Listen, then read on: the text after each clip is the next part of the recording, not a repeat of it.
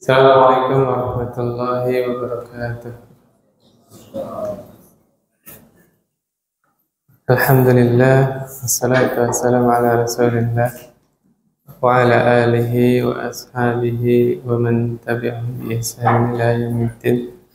Amma ba'd. Alhamdulillah, pada malam hari ini kita semua masih diberi hidayah taufik oleh Allah Subhanahu wa taala sehingga bisa salat maghrib berjamaah. Subhanallah. Alhamdulillah. Saya katakan butuh usaha yang kuat supaya kita bisa salat berjamaah. Dan tentunya tidak bisa mengandalkan kekuatan pribadi. Allah beri hidayah taufik, Allah bimbing, baru kita bisa berkumpul di masjid ini. Demi Allah, Pak, banyak kaum muslimin, saudara kita ya, agamanya Islam, tapi tidak semua Allah mudahkan sholat berjamaah di masjid. Subhanallah. Masih ada yang sibuk dengan jualannya, dengan bisnisnya, dengan pekerjaannya. Maka saya tidak ragu mengatakan orang-orang yang bisa sholat maghrib berjamaah di masjid adalah orang-orang yang Allah pilih. Tidak semua orang Allah pilih bisa sholat berjamaah di masjid. Kata Allah Subhanahu wa taala, "Innama ya'muru masajidallahi man amana billahi wal yawmil akhir." Sesungguhnya orang-orang yang memakmurkan masjid hanyalah orang-orang yang beriman kepada Allah dan hari akhir. Dengan datangnya kita ke masjid, sholat berjamaah, mudah-mudahan itu adalah buah dari keimanan kita, yaitu beriman kepada Allah dan hari akhir. Kemudian subhanallah, kata Allah ya, la in syakartum la azidannakum. Apabila kalian bersyukur, maka akan aku tambah nikmatku kepada kalian. Salat maghrib berjamaah itu nikmat bukan, Pak? Nikmat. Alhamdulillah, kita syukuri. Allah tambah, Pak. Yaitu setelah salat kita masih menyempatkan diri duduk berzikir. Masya Allah. Zikir itu nikmat bukan, Pak? Demi Allah, zikir nikmat. Masih ingat hadis yang saya bawakan? Kata Rasulullah SAW cerita tentang penduduk surga, yaitu orang-orang yang di dalam surga itu makan minum sepuasnya, tapi tidak buang air kecil, tidak buang air besar, ya, keluar dari keringatnya dan sendawa, tapi wanginya wangi minyak kasturi. Dilanjutin sama Nabi SAW, yulhamuna tasbiha wal hamda kama tulhamuna nafas. Allah beri ilham kepada para penghuni surga, mereka senantiasa bertasbih, bertahmid, sebagaimana kita bernafas. Masya Allah. Kita bernafas pernah berhenti, Pak? Tidak pernah. Dari lahir sampai sekarang bernafas itu tidak pernah berhenti. Maka nanti keadaan penghuni surga itu zikir gak ada berhentinya. Kita meyakini wa ma fiha illa na'im. Tidak ada di dalam surga kecuali nikmat. Kemudian zikir ada di dalam surga. Berarti zikir itu murni nikmat. Maka berbahagialah orang-orang yang masih hidup di atas muka bumi, tetapi Allah beri hidayah, dia senantiasa berzikir kepada Allah Subhanahu wa ta'ala. Nikmat, Pak, ya, karena zikir ada di dalam surga. Coba saya tanya, Pak, ada nggak yang lebih nikmat daripada Allah jadikan hati kita tenang? Ada nggak, Pak? Nggak ada. Dan Allah takdirkan, Allah setting hati manusia tidak akan pernah bisa tenang kecuali dengan berzikir, dengan mengingat Allah. Surah Ar-Ra'd ya, ala bidzikrillahi tatma'innul qulub. Ingatlah, hanya dengan mengingat Allah, hanya dengan berzikir kepada Allah, hati itu bisa tenang. Bapak ingat istri tenang nggak Pak? Hah? Khawatir kenapa-napa, ya kan? Bener nggak? Ingat anak jadi tenang nggak Pak? Malah khawatir jadinya kan? Ingat harta yang disimpan, nggak tenang.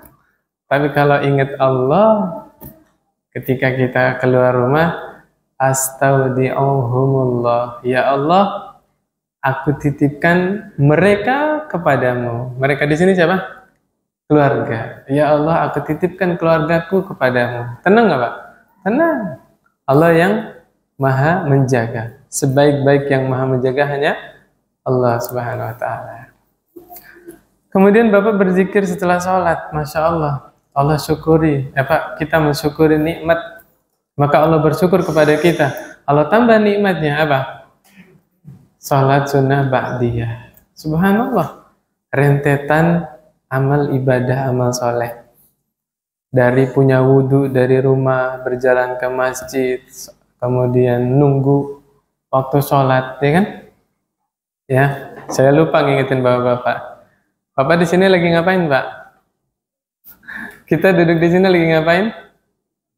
Nunggu waktu sholat isya. Keutamanya apa? Orang yang punya wudhu nunggu waktu sholat berikutnya, maka dihukumi seperti orang yang di dalam sholat. Subhanallah. Luar biasa, Pak.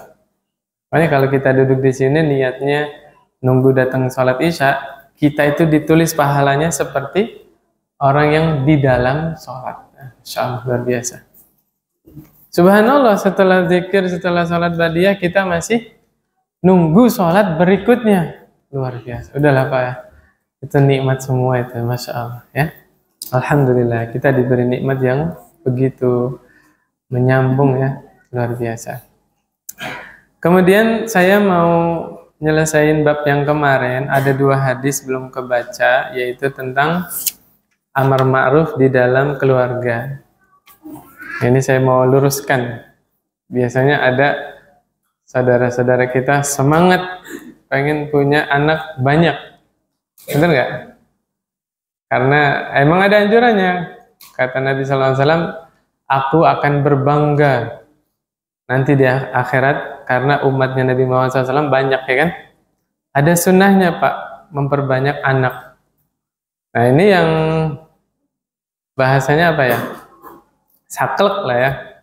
Ada beberapa ustadz yang mengharamkan KB. Nah saya tanya Pak, KB hukumnya apa Pak?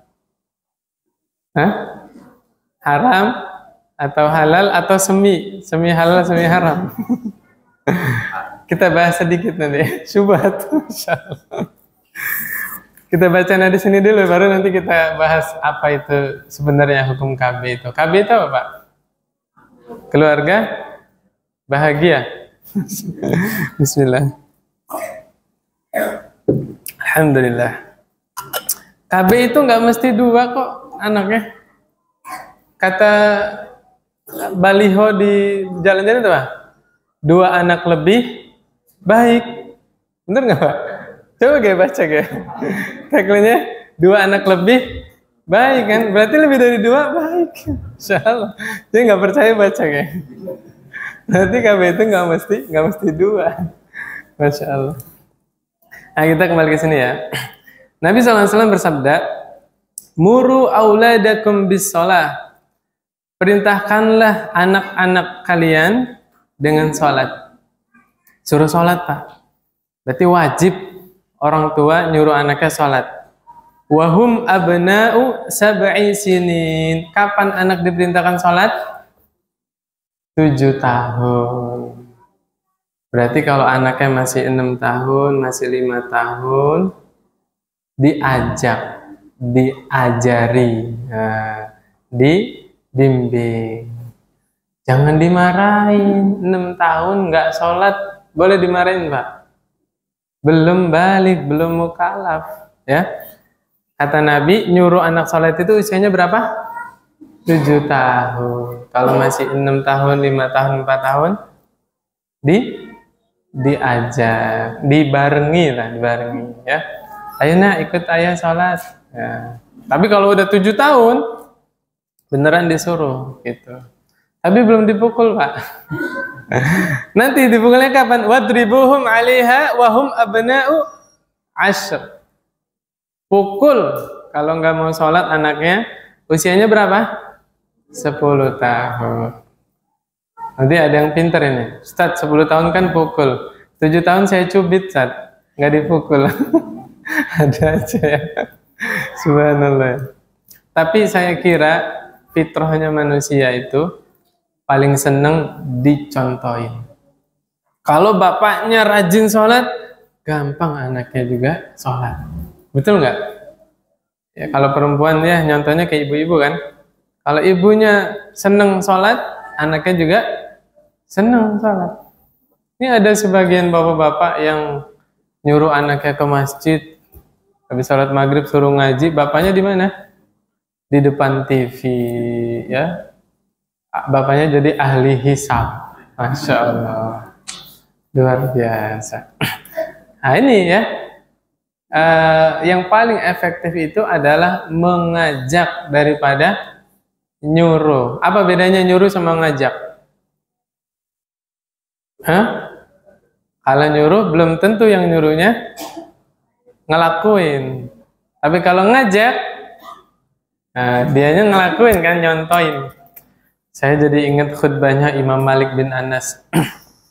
Imam Malik bin Anas itu ulama Madinah ya.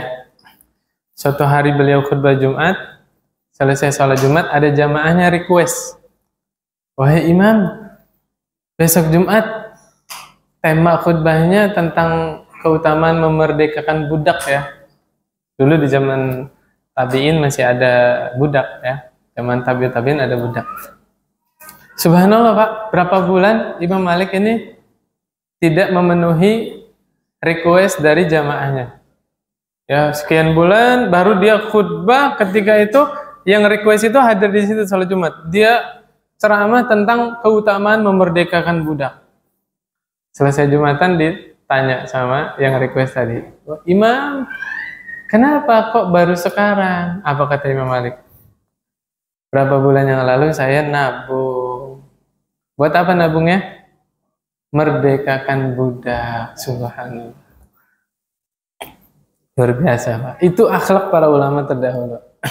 Sebelum nganjurin jamaahnya, dia mencontohkan dulu, melakukan dulu. Masya Allah, luar biasa. Makanya perkataan-perkataan para ulama itu menghujam ke hati kaum muslimin sampai walaupun mereka sudah meninggal. Ya kan, yang tersisa tinggal apanya? Tulisannya kan. Tapi subhanallah masih mengena kepada kita. Kenapa? Murni ikhlas karena Allah Subhanahu wa taala. Lihat bagaimana enggak ikhlas. Sebelum mengajak jamaahnya, nyantoin dulu ya, subhanallah. Kata Allah Subhanahu wa taala, ya ayyuhalladzina amanu lima taquluna ma la taf'alun. Kenapa engkau berkata apa yang tidak engkau lakukan? Kabura maqtan 'indallahi an taqulu ma la taf'alun. Sangat besar kebencian di sisi Allah bagi orang-orang yang pinter ngomong tapi tidak mengamalkan atau melakukan apa yang dia perintahkan. Karena gini loh Pak, saya ingin negur beberapa orang tua yang dia ngomong ke anaknya begini, nah kamu jangan kayak bapak, cukup bapak aja yang rusak. Pernah dengar kayak gitu? Iya nggak, ada kan kayak gitu kan? Anaknya suruh pinter ngaji, bapaknya belum bisa ngaji. Subhanallah. Bagus nggak kayak gitu? Ya ada bagusnya, tapi kurang tepat ya. Hendaknya kita jadi orang tua yang tidak mau kalah sama anaknya. Bagus itu Pak. Anaknya belajar di sekolah yang diajarkan baca Quran. Loh kok bacaan ngaji anak saya bagus, lebih bagus dari saya. Harusnya timbul ghirah bapaknya. Saya nggak mau kalah daripada anak saya gitu. Loh, anak saya juz 30 udah hafal. Baru kelas 2 misalnya ya. Bapaknya jangan mau kalah. Di mana nih saya bisa mengejar ketertinggalan saya? Baru mantap. Ya. Jangan sampai bapaknya nggak bisa berhenti dari kebiasaan buruk, terus nasihatin anaknya supaya jadi anak yang yang baik. Dia lupa buah jatuh tidak jauh dari pohonnya. Dia berharap jatuhnya buah di atas losbak, dibawa sampai ke pasar kan? Jauh kan? Subhanallah. Nah, yang menarik ini jamaah sekalian, lanjutannya, wa farriqu bainahum fil madaji', dan pisahkanlah mereka tempat tidurnya. Bismillah. Alhamdulillah. Kita dianjurkan memisahkan tempat tidur anak kita. Nah, ini baru kita bahas tentang KB. Maka kewajiban orang tua diantaranya menafkahi anak adalah menyediakan tempat tidur. Idealnya gini Pak, kalau Bapak punya anak 3, ya, maka Bapak harus mampu punya rumah kamarnya 4. Yang 3 buat anaknya kan, yang 1 buat suami istri. Suami istri kamarnya misah nggak? Enggak lah, kan kemarin udah dibahas ya. Suami istri kamarnya misah, ngapain nikah kalau kamarnya misah ya kan? Nah, gitu Pak ya. Idealnya begitu. Tapi kan nggak semua orang mampu beli rumah kamarnya 4, betul? Maka minimal yang dipisahin apanya? Tempat tidurnya. Jangan sampai Bapak beli kasur Palembang ya. Digelar situ depan ruang tamu, tidur situ berlima ngejejer kayak apa Pak? Ikan asin. Dijemur kan? Jangan kayak gitu Pak. Kata Nabi apa? Wa farriqu bainahum fil madaji'. Dan pisahkanlah mereka, apanya yang dipisahin? Tempat tidurnya. Yang saya bilang tadi, misalnya satu kamar tempat tidurnya ada 2 ya. Kalau laki sama laki, bisa kasurnya 2 kan, sebelah sana 1, sebelah sana. Nah ini tengahnya nanti dipisah dengan lemarinya misalnya. Itu masih boleh Pak. Apalagi anaknya masih kecil ya. Tapi lambat laun anak kita besar kan, dewasa. Namanya manusia punya privasi, betul nggak? Nah, disitulah PR-nya. Maka dengan hadis ini boleh kita mengukur kemampuan kita, kemudian menjarakkan anak kita. Jadi KB ini bukan membatasi keturunan, tapi menjarakkan. Menjarakkan itu maksudnya supaya anak yang pertama ini tidak kurang perhatiannya, tidak kurang kasih sayangnya. Benar nggak Pak? Kasihan loh, anak baru 1 tahun, istrinya hamil lagi. Makanya kadang-kadang iri kan anak kan, cemburu. Karena apa? Anak pertamanya ini merasa, ibu saya itu sayang banget sama adik saya dilupain. Kadang-kadang kitanya nggak ngerasa, ya nggak? Nah dari situlah boleh KB kalau niatnya menjarakkan. Biar apa? Biar anak yang pertama ini cukup kebutuhannya. Baik itu kasih sayangnya, perhatiannya, pendidikannya, dan seterusnya. Sama apa? Saya pernah menyaksikan orang ya, dia punya anak 2. Subhanallah Pak, sudah direncanakan ketika istrinya hamil, ya atau sebelum hamil, itu bikin kamar lagi 1 lagi Pak. Masya Allah, sudah berpikir ke sana gitu loh. Nah, maksudnya gini loh Pak, teorinya simple. Memperbanyak anak sunnah atau wajib? Sunnah. Mendidik anak wajib. Jangan sampai mendahulukan yang sunnah tapi melupakan yang wajib. Mendidik anak itu yang paling utama, yang paling wajib. Nah, dihitung-hitung budgetnya. Ini sekolah sekarang mahal ya Pak, subhanallah. TK berapa Pak? 6 juta. SD berapa Pak? 9, 10, Masya Allah. SMP sekian belas. SMA, Masya Allah. Nah itu kan ada hitung-hitungannya ya. Hitung-hitungannya. Kalau nggak mau mahal, ajarin sendiri di rumah Pak. Berarti bapaknya harus ahli kimia, fisika, matematika, tahfiz, ngaji semuanya. Gratis kan? Gratis. Tapi didik sendiri. Ya, demikian Pak ya. Mana dalilnya KB boleh? Ustadz ini ngomong KB boleh. Ada dasarnya enggak? Nah, biasanya kan gitu ya. Maka di zaman Rasulullah Sallallahu Alaihi Wasallam ada seorang sahabat lapor kepada Nabi. Ya Rasulullah Sallallahu Alaihi Wasallam, saya ingin menggauli budak perempuan saya, tapi saya tidak mau punya anak dari dia. Boleh nggak saya azl? Tahu azl nggak Pak? Keluarnya di luar. Paham insya Allah Pak ya? Nggak usah dijelasin. Anak-anak kecil nggak usah paham. Apa kata Nabi? Silakan. Tapi kalau Allah sudah berkehendak, Allah kehendaki hamil ya budaknya, ya pasti hamil walaupun keluar di luar. Makanya ada kasus walaupun KB tetap hamil istrinya. Ada kan? Innama amruhu idza arada syai'an ay yaqula lahu kun fayakun. Gak usah yang gitulah. Maryam pernah disentuh laki-laki? Nggak pernah. Punya anak? Punya anak. Karena memang anak itu murni amanah dari Allah Subhanahu wa Ta'ala, ya. Demikian. Kemudian di dalam riwayat yang lain ada sahabat cerita, kami dulu di masa Rasulullah SAW azal wahyu sedang turun. Paham nggak maksudnya Pak?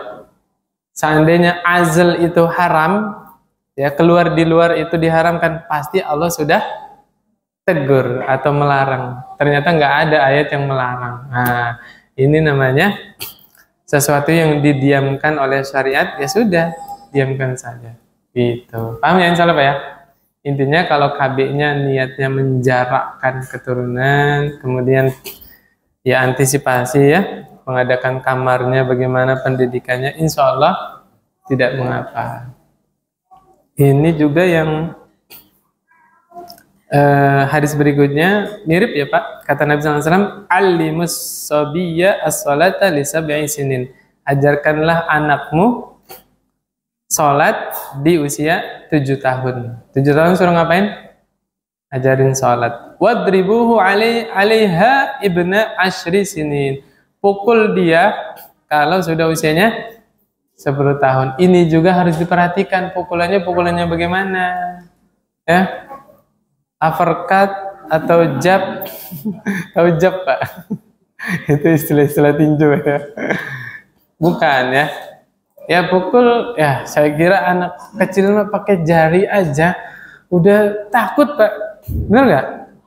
Nggak usah pakai tenaga ini nih. Apa ini namanya? Bahu ya? Nggak usah. Pakai jari aja udah takut. Disentil atau mau sholat nggak? Udah ini berangkat insya Allah ya. Intinya jangan sampai cedera atau meninggalkan bekas, dan tidak boleh memukul wajah, ya. Ini berlaku pada siapa saja. Nggak boleh mukul wajah istri, nggak boleh mukul wajah anak, ya, tidak boleh. Ya, demikian. Selesai Pak, kita baru masuk ke bab tentang tetangga. Masih lama Pak ya? Oke, insya Allah mudah-mudahan satu bab selesai. Allah Subhanahu wa Ta'ala berfirman di dalam surah An-Nisa ayat 36. Ayat berapa Pak? 36. Surah An-Nisa. Bismillah. Alhamdulillah. Kata Allah Subhanahu wa Ta'ala, wa'budullaha wa la tusyriku bihi syai'a. Dan sembahlah Allah saja, dan janganlah kalian menyekutukan Allah dengan sesuatu apapun. Wabil walidaini ihsana, dan berbuat baiklah kepada kedua orang tua. Tuh Pak. Ya. Setelah Allah perintahkan kita nyembah Allah, kebaikan berikutnya yang Allah perintahkan apa? Bakti kepada orang tua. Seakan-akan Allah ingin bilang kepada kita, orang yang paling berhak menerima kebaikan kita adalah orang tua. Tentunya setelah Rasulullah ya, Sallallahu Alaihi Wasallam. Kenapa? Karena orang yang paling besar kontribusinya dalam kehidupan kita siapa? Orang tua. Ya. Nah, para istri harap lebih bersabar kalau suaminya ini begitu sayang sama ibunya. Nah, sabar, istrinya bantu suaminya bakti sama orang tua ya. Mudah-mudahan Allah balas anaknya nanti berbakti kepada dia. Tapi suami juga harusnya bijak, tahu bagaimana perasaan perempuan. Perempuan itu kan pencemburu, bener gak? Jangankan sama orang lain, sama adik perempuan sendiri aja cemburu nggak? Sama adik iparnya cemburu nggak? Cemburu, ya. Begitu juga wajar kalau cemburu sama mertuanya ya, sama ibunya ya. Maka jadi seorang suami harus lebih bijak. Jangan sampai kelihatan berat sebelah. Ya, makanya punten ini mah ya. Bapak kalau bakti sama orang tuanya, misalnya transfer apa ngasih uang, istri wajib tahu nggak Pak? Tidak wajib. Justru kalau istri tahu nanti malah tambah cemburu lagi, ya. Nggak usah cerita, itu sudah kewajiban anak kepada orang tua. Yang penting nafkah kepada istri, nafkah kepada anaknya tidak terganggu, gitu aja. Jadi tetap jalan bakti sama orang tua jojong, nafkah kepada keluarganya juga tidak terganggu, ya. Demikian. Kemudian orang yang berikutnya yang berhak menerima kebaikan kita, wabidil qurba. Siapa ini? Karib kerabat keluarga kita. Ya siapa aja kerabat, adiknya, kakaknya, paman, bibi, ponakannya, dil qurba. Wal yatama. Yang berikutnya siapa? Anak yatim, Mbak. Kasihan Pak, anak yatim itu tidak punya siapa ini Pak? Bapak. Ya, nggak punya bapak. Kalau nggak punya ibu, piatu. Itu bahasa Indonesia itu. Bahasa Arab ya yatim juga ya. Tidak punya bapak, tidak punya ibu ya. Yatim juga istilahnya. Ada nggak bahasa Arabnya di piatu, ada nggak? Nggak ada. Adanya yatim aja ya. Wal masakin, dan berbuat baiklah kepada orang miskin ya. Kasihan lah Pak orang miskin tuh Pak. Subhanallah. Saya udah ceritakan di sini, masa mau diulang lagi ceritanya? Ada orang pengen pinjem uang, buat apa Pak? Beli beras, subhanallah. Beras loh Pak, makanan pokok, sampai pinjem ke tetangganya. Subhanallah, kasihan Pak ya. Makanya udah mereka diuji dengan harta ya, jangan tambah-tambah kita menyakiti hati mereka. Kadang-kadang kita nggak ngerasa menyakiti hati orang miskin dengan apa? Perilaku kita. Ya, makan apa nggak dihabisin, ya nggak? Coba Bapak makan di kondangan. Ikannya masih banyak nggak dimakan, rendangnya. Coba kita memikirkan perasaan orang miskin nggak? Yang mereka nggak kebeli ikan, nggak kebeli dagingnya kan? Kadang-kadang kita nggak sadar loh menyakiti perasaan orang miskin ya. Hati-hati ya. Wal jaridil qurba wal jaril junub. Nah ini. Dan tetangga yang dekat. Jaril junub, tetangga yang junub Pak. Bukan ya. Jaril junub artinya apa? Tetangga yang jauh. Junub itu artinya apa? Jauh Pak ya. Mikir kemana-mana. Berbuat baik kepada tetangga yang junub, apa maksudnya ya? Maksudnya adalah tetangga yang jauh. Tetangga yang jauh itu bagaimana? Misal, Bapak tinggal di suatu komplek. Itu ada tetangga Bapak yang pindah kan? Itu masih tetangga Bapak, Pak. Misalnya orang Rakata sini pindah kemana? Ke BBS lah. Atau ke Perumnas. Itu tetap tetangga. Namanya tetangga apa? Tetangga jauh. Masya Allah, sebagian orang itu bikin acara segala macam, masih ingat tetangganya, benar nggak Pak? Dianterin, anak saya khitanan, subhanallah. Ini ayatnya, berbuat baik kepada tetangga yang dekat sama tetangga yang jauh. Wa bani sabili, dan berbuat baiklah kepada was-sahibi bil jambi, teman-teman ya, teman biasa, teman kita, teman jauh. Teman di sisi kita ya, sahabat lah bahasanya ya. Wa bani sabil, dan berbuat baiklah kepada ibnu sabil. Siapa ibnu sabil? Musafir yang kehabisan bekal, kehabisan ongkos, ya. Kita berbuat baik kepada mereka. Wa ma malakat aimanukum. Apa ini? Hamba sahaya atau budak, ya. Bisa nggak dikiasin ke ini, pembantu? Nggak bisa. Pembantu nanti kiasannya kemana? Masakin, orang-orang miskin, berbuat baik kepada orang miskin. Karena pembantu sama budak itu sama tidak? Beda, gitu ya. Oke, selesai insya Allah. Nanti yang belum puas keterangannya bisa buka An-Nisa ayat 36, lihat tafsirnya nanti ya. Kemudian berikutnya, Nabi SAW bersabda, Mazala Jibril yusini bil jari hatta dhanantu annahu sayuwarrisu.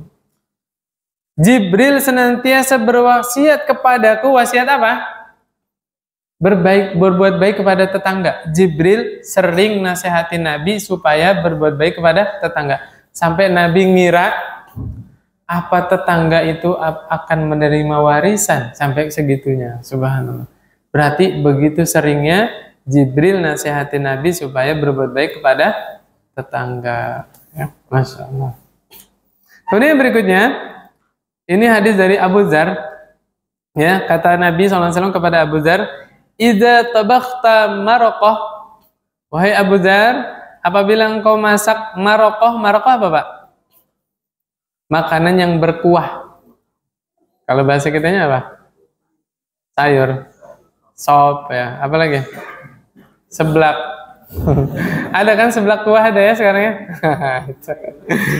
Bukan seblak kerupuk. Seblak kerupuk ada kuahnya nggak? Nah, nggak tahu saya, nggak pernah bikin. Kata Nabi apa? Fa'aksir ma'aha. Kalau bikin makanan yang berkuah, banyakin airnya, banyakin kuahnya. Wa ta'ahad jiranak. Perhatikan tetanggamu tuh, Pak. Bikin sop, banyakin kuahnya, Pak. Tapi pas ngasih ke tetangga, jangan banyakkan kuahnya, Pak ya. Kita punya apa?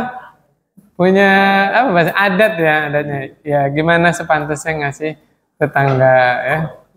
Kalau Bapak ngasih sop, semangkok tuh, Pak. Isinya kuah. Kentangnya cuma satu potong, wortelnya satu potong ya. Allahu Akbar. Terus apa? Ayamnya cuman ceker satu jari doang. Itu bukan berbuat baik, malah ngajak ribut itu. Kalau kembali ke adat Indonesia lah ya.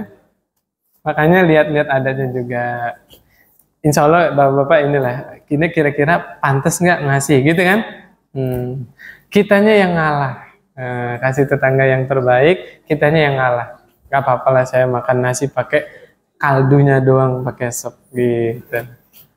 Apa nanti cekernya itu dimut-mut, terakhir baru dimakan. Subhanallah ya, luar biasa. Di dalam hadis yang lain itu masih sama ya redaksinya. Di dalam hadis yang lain Abu Dzar bilang inna khalili ausani ya sallallahu alaihi wasallam. Khalili itu maksudnya apa? Kekasihku. Allah itu mengangkat Khalil dari kalangan manusia hanya dua. Siapa? Nabi Ibrahim alaihissalam dan Nabi Muhammad sallallahu alaihi wasallam. Ya, cuma dua doang, nggak ada lebih. Tapi para sahabat menganggap Nabi Khalil mereka, paham nggak? Subhanallah ya, luar biasa. Khalil itu, jadi gini loh Pak. Kalau kecintaan ya, kekasih itu ternyata ada tingkatan-tingkatannya. Al-Habib, Al-Mahbub, Wali ya, zamannya Aulia. Nah yang paling tinggi itu namanya apa? Khalil. Khalil itu udah paling dicintai, paling kekasih. Makanya para sahabatnya Abu Hurairah, Abu Dzar nganggap Nabi itu siapa? Al-Khalil, ya kekasihku ya, Masya Allah. Kata Abu Dzar, kekasihku berwasiat kepadaku. Ini kekasih cinta karena agama ya Pak, cinta di atas Islam ya, bukan cinta lawan jenis, bukan ya. Kata Rasulullah SAW kepada Abu Dzar, "Idza tabakhta maraqan." Kalau tadi maraqah itu muannas ya. Kalau sekarang mudzakkar. Marokon fa'atsir ma'ah, maka perbanyaklah airnya atau kuahnya. Summanzur ahla baitin min jiranik. Kemudian perhatikanlah keluarga tetanggamu. Tuh, Pak. Berarti Bapak kalau ngasih tetangga hitungannya bukan ngasih satu orang. Karena tetangganya punya keluarga gitu. Berarti kalau ngasih durian sebiji apa sebuah, Pak?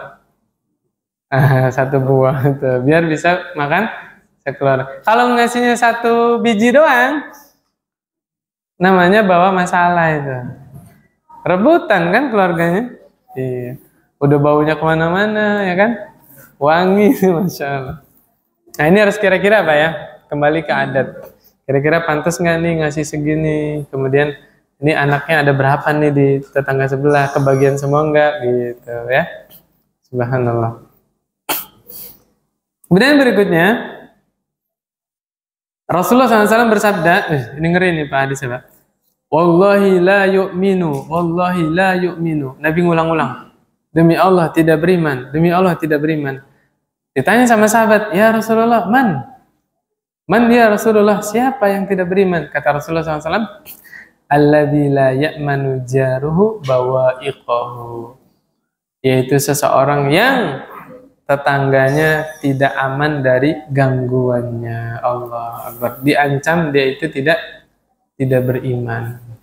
Maksudnya begini Pak, mengganggu tetangga itu bukan sifat orang mukmin, bukan sifat orang beriman. Justru orang beriman itu menciptakan lingkungan yang aman, tetangganya tidak terganggu.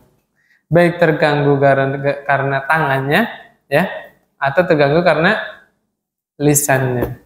Kalau sekarang tambahin apa Pak? Jarinya. Bener nggak? Bikin status pakai apa Pak? Hati-hati Pak.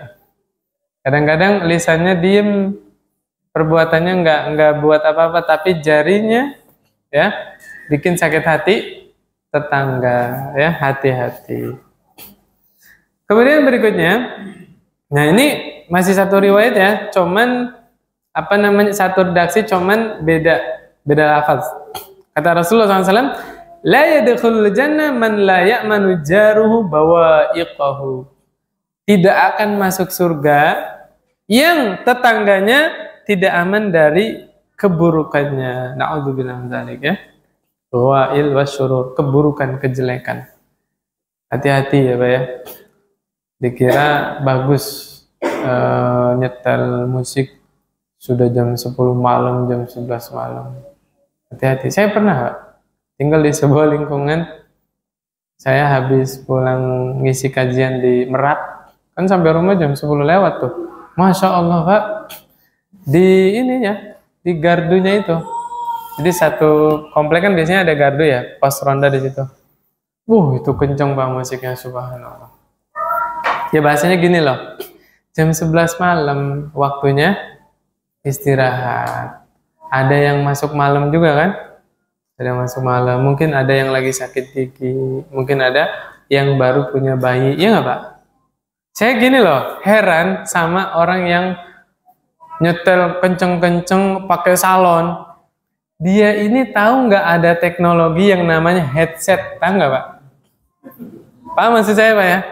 Ada kan yang namanya headset, itu sumpel di kuping, mau di fullin volumenya terserah dia, iya nggak?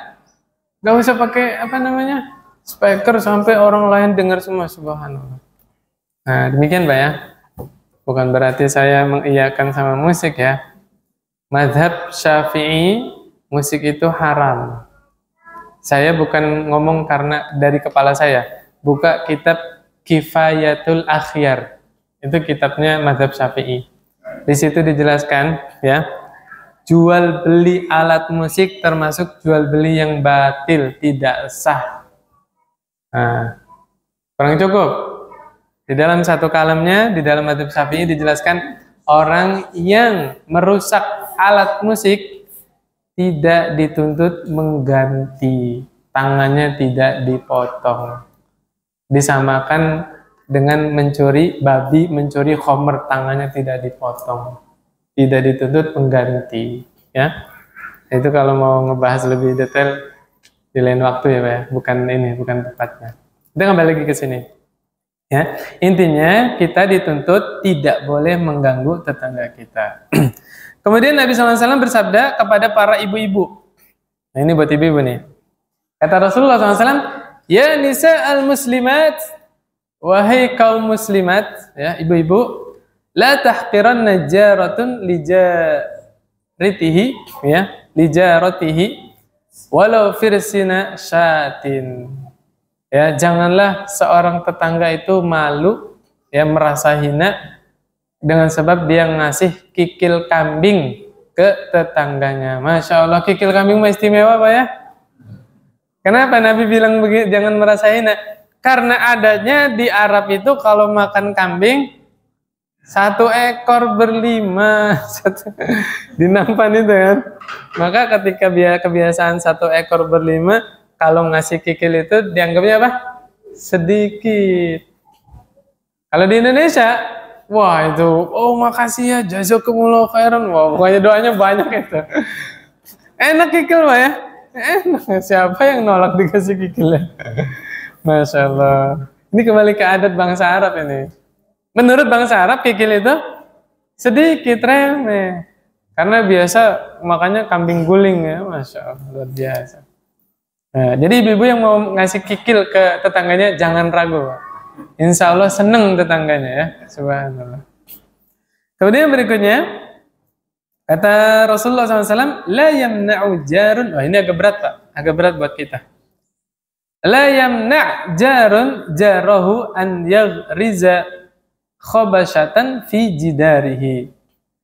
Jangan kalian larang tetangganya menyandarkan kayu atau menancapkan kayu pada dinding kalian. Wah, berat kan, Pak? Agak berat ini. Ya, sebagian orang kan rumahnya nggak mau sama sekali direpotin sama tetangganya, bener nggak? Bahkan gara-gara ini ribut sama tetangga, nggak? Ya bahasanya gini, Pak. Bapak punya pagar, tetangganya tanpa izin tiba-tiba nyampirin lapel, keset, disampirin ke pagar Bapak, nggak izin tuh, Pak. Marah nggak Bapak? Nah, sebagian orang yang perfeksionis ya, itu kan nggak mau rumahnya kelihatan kumuh gara-gara disampirin lap itu kan. Tapi kalau kembali dalil, kita harus legowo. Kalau biasanya sih orang yang perfeksionis gitu, tapi profesional ya, dia menegur tetangganya elegan. Besoknya dia bikinin jemuran tuh.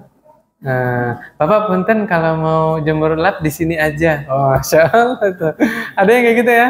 Masya Allah. Silakan. Intinya hadis yang kita sampaikan tadi, kalau ada tetangga kita yang ya bahasanya menyandarkan barangnya ke tembok kita harap agak legowo. Kalaupun kita nggak terima misalnya, itu bisa dengan kata-kata yang baik atau dicari solusi yang lain ya. Jangan sampai gara-gara tetangga kita menyandarkan kayunya ke tembok rumah kita, kemudian jadi marah, bertengkar. Nggak enak loh Pak berantem sama tetangga, ya nggak? Apalagi tetangganya pas sebelah rumah kita, bener nggak? Nah itu harus dengan cara-cara yang santun, yang legowo dan seterusnya. Tapi jangan dibalik Pak. Kalau kita yang mau nyenderkan kayu punya kita ke tetangga, maka bagusnya itu izin dulu. Maksud saya, jangan sampai kita tanpa sadar kita menzolimi tetangga kita. Jangan sampai begitu. Ya tolong minta izin ya. Karena apa susahnya minta izin sama tetangganya. Nah, demikian. Kemudian berikutnya, ini yang biasa kita dengar. Man kana yu'minu billahi wal yawmil akhir fala yu'zi jarah. Siapa yang beriman kepada Allah dan hari akhir, maka jangan menyakiti tetangganya. Wa man kana yu'minu billahi wal yawmil akhir falyukrim dhaifah. Siapa yang beriman kepada Allah dan hari akhir, maka muliakan tamu. Wa man kana yu'minu billahi wal yawmil akhir falyaqul khairan aw liyaskut. Dalam riwayat yang lain liyasmut ya. Siapa yang beriman kepada Allah dan hari akhir maka hendaknya dia berkata baik atau diam ya. Ini hadis berikutnya juga sama ya. Saya mau bawain yang di sini di hadis arba'in. Nabi SAW bersabda, "Ma taquluna fiz zina?" Apa yang kalian tahu tentang zina? Kata para sahabat, "Haramun harramahullahu wa rasuluh." Zina itu haram yang Allah dan Rasulnya mengharamkan dan dia tetap haram sampai hari kiamat. Walaupun dilabeli macam-macam. Kawin kontrak lah, nikah mut'ah lah, zina tetap zina ya. Kata Nabi SAW, la an yazniya ar-rajulu bi ashri niswah aisaru alaihi min an yazniya bimro'ati jarih. Kata Rasulullah SAW, sungguh seseorang berzina dengan 10 wanita itu dosanya lebih ringan daripada dia berzina dengan istri tetangganya. Na'udzubillah min dzalik. Jadi dosa zina juga bertingkat-tingkat ya. Berzina dengan tetangganya sendiri, dengan istri tetangganya, na'udzubillah, dosanya lebih besar daripada dia zina 10 kali. Allahu Akbar. Daripada dia berzina dengan 10 wanita ya. Begitu juga mencuri. Kata Nabi SAW ya, mana tadi? La an yasriqar rajulu min asyrati abyatin aisaru alaihi min an yasriqa min jarihi. Dia mencuri di 10 rumah itu lebih ringan daripada dia mencuri ke tetangganya sendiri. Masya Allah, dosanya besar Pak. Mencuri barang tetangganya itu lebih besar dosanya daripada dia mencuri 10 kali atau mencuri di 10 rumah ya. Bahasanya kan ada apa Pak? Pagar makan tanaman. Itu peribahasa Indonesia ya. Tetangga itu hendaknya dia melindungi ya kan? Dipercaya harusnya bisa bantu, ngayomi, lindungi, malah dimakan tetangganya sendiri. Na'udzubillah min dzalik. Ya. Kemudian berikutnya Nabi SAW pernah ditanya oleh Aisyah, "Innali jarain." Saya punya 2 tetangga. Fa'ila ayyihima uhdi. Hadiahnya cuma 1. Tetangganya ada berapa Pak? 2. Tapi hadiahnya cuma 1. Aisyah nanya kepada Rasul, yang mana yang harus saya kasih? Nah, kata Nabi SAW, Bapak pikirnya apa? Belah 2. Ya kalau nggak bisa dibelah gimana? Kata Nabi SAW, nih, ila aqrabihima minka baban. Yang pintu rumahnya paling dekat. Gitu. Kalau Bapak punya hadiahnya 1 doang, tetangganya ada 2 ya. Yang mana yang pintu rumahnya paling dekat? Kasih hadiahnya ke situ. Yang terakhir kata Rasulullah SAW, khairul ashabi indallahi ta'ala khairuhum li sahibi. Sebaik-baik sahabat di sisi Allah adalah yang paling baik kepada sahabatnya. Wa khairul jiran indallahi ta'ala khairuhum li jarih. Sebaik-baik tetangga di sisi Allah adalah yang berbuat baik kepada tetangganya. Subhanakallahumma wa bihamdik asyhadu an la ilaha illa anta astaghfiruka wa atubu ilaik. Assalamualaikum warahmatullahi wabarakatuh.